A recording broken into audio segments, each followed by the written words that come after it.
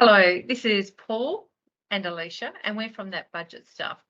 We are really focused as a family on teaching our teens about money. And last night we had a little exercise that we did as a family that we thought would be really good to share with you, because you might want to try this at home too. We called it Can Teens Estimate Real Life Costs? We tried it. So here it is. So we want to share with you just a couple of minutes of your time and share with you what we did and what the outcomes were. So the whole purpose of the exercise was to see if our teens, our two teenagers, know what everyday real life costs. And also we wanted to plant the seed of how much it costs to run a household, just so that they could start understanding.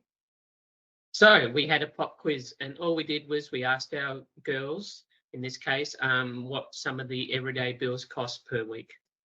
So all of us got to guess, and we let them go first because we thought we didn't want them to be biased by our answers. And we compared everything that we went through, the different everyday items, with real costs, and we ourselves didn't know the actual cost. We probably had a better idea than them. So I'm going to give to Paul for him to share a few examples of what we went through.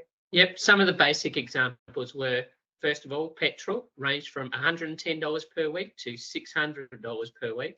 Electricity, $40 to $1,000 a week.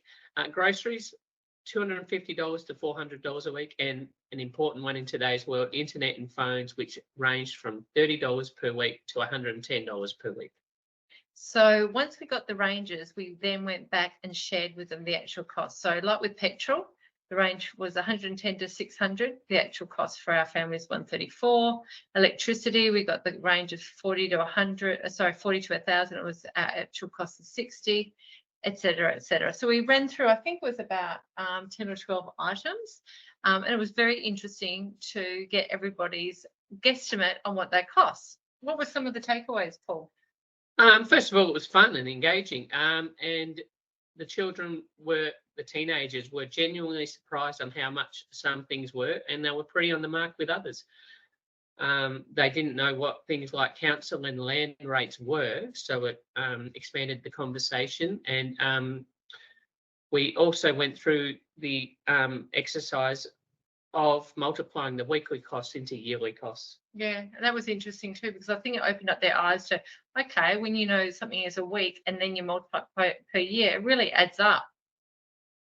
We also briefly just kind of pushed that conversation a little bit, and that chatter into what amount of money we would need to earn per year to actually cover all of these costs. And mind you, these were the essential costs. These weren't the nice to have kinds of costs as well.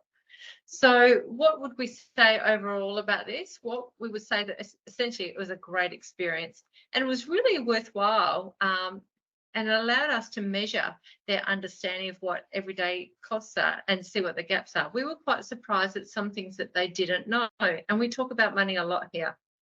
It's an easy and simple exercise that any family can do, and one that we would really recommend that you do with all children, not just teenagers. And even better, it's a great lead in now to what everyday expenses are as we come across them each week. So Paul, what are we going to do next from here?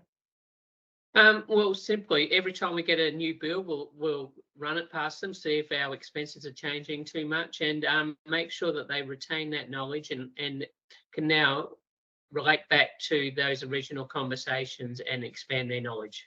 Yep. So it's just really about raising their awareness of how much things cost, because whilst they might know how much a Frank Green water bottle costs, or a White Fox jumper, or a Boost juice, they don't know what it costs for electricity, school fees, food, petrol, etc. Anyway, hopefully that was helpful for you and your family.